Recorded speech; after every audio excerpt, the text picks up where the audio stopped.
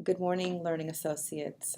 Hope you all have had a good week and are getting ready for the weekend.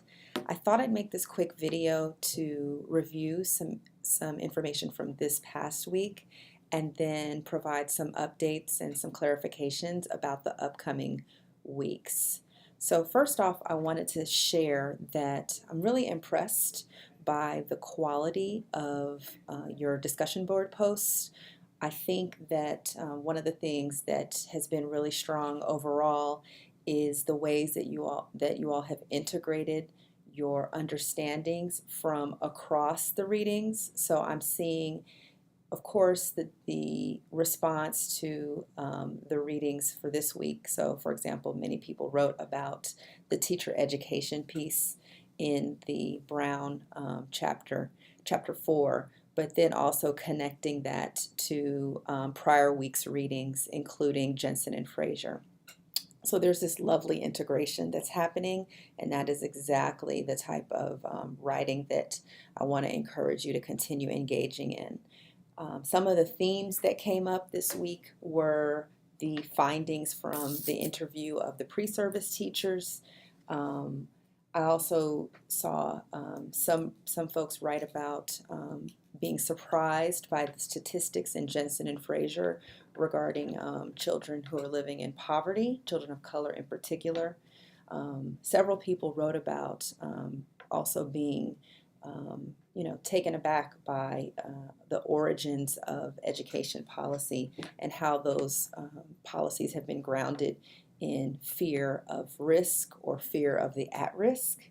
And then finally, some folks wrote about NCLB and that connection with standardized testing that further exacerbates the achievement gap for students of color.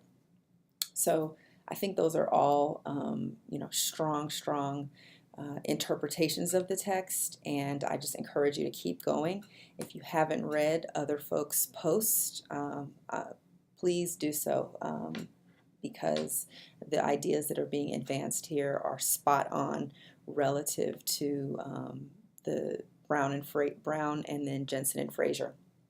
I'm also going to, and just give me a minute to do this, to provide you all with outlines for both of those chapters. So I think there's some particular parts in Brown, more so than Jensen and Fraser, that need further explanation. And I know we didn't get enough time on Tuesday to go through those pieces. So just stay tuned for that, because you'll have some further notes to help you work through some of that material. Second, I posted the PowerPoint from Tuesday in the content section.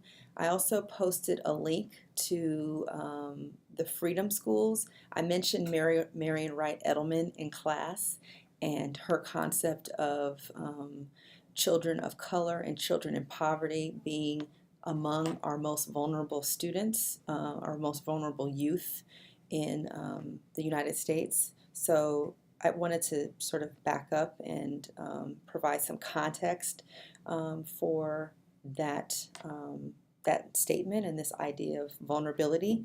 So there's a link in the Education in the News module in content. Second, I have posted a prompt for the discussion board for the readings for this week from Sensoy and D'Angelo, chapters 1, 2, and 11. So I'm going to read those out loud for you all, and then sort of talk about the weeks coming.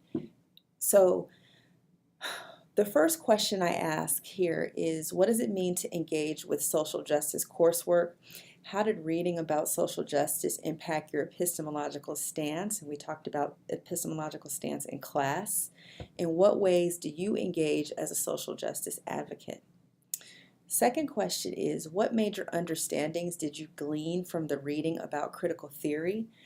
How does this align with and or challenge your thinking about your role as an educator and your research interests? So if you remember, we discussed a bit about critical theory and critical race theory in particular in relation to Brown's conceptual framework for her book.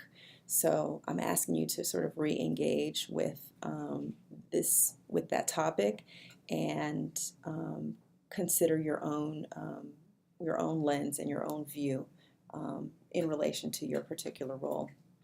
Finally, the third question, consider the rebuttals in chapter 11. Many of us have employed them in our discourse and or heard these arguments being leveraged. Describe your experience with the rebuttal. And what ways did the reading shape your thinking about these discursive practices? And finally, I ask that for each question we draw from specific parts of the text to explain and support your claims. So I've provided some questions for Chapter 1, Chapter 2, and 11 to guide the crafting of your post, and I really encourage you to use those in-text citations to ground your response to each part. And furthermore, as you respond to others' posts, you can engage in that same practice, right, of using the text to situate your argument. That's really good practice for your critical reading review that's due on October 3rd. The last thing I want to say is I asked that, or it is assigned, Chapter 3 and Chapter 5 are assigned for October 3rd. I'm going to sort of dial back a little bit because we need to we have had a lot of reading and not a lot of time. So I'm going to make those readings, it's Chapter 3 through Chapter 5, excuse me. I'm going to sort of move those readings down a bit and put them at a later date in our calendar. Stay tuned for where I'll post those. But for now, I want you to focus on chapters 1, 2, and 11, and then beginning to craft your critical reading reviews. So to be determined in terms of chapter 3 and 5 for Sensoy and D'Angelo. And I hope that that alleviates some pressure for getting all the tasks done for this week. Lastly, if I'm available to meet during office hours or by appointment to discuss your critical reading reviews. So please take advantage of that. If you need some support, I'm here and happy to meet in person or via Skype or via phone. It just is important that you have a draft or have something in writing so that we can move from there. That will help us both, help me understand what you're thinking, and then help you advance your progress in this writing this essay. Last point, I also posted a discussion board link, and I see one or two people have already shared some ideas. So it's a link for you to share some of your ideas about your paper and then to get some feedback as well. So I encourage you to use that module, use that discussion board piece as a community to support one another in this process of crafting the critical reading reviews. Okay, that's all for now. Again, if you have questions for the good of the class, for the good of the whole, use D2L and questions for instructor. And if you have questions individually, feel free to shoot me an email. Have a good weekend, and I will see you in 2 weeks. Thanks.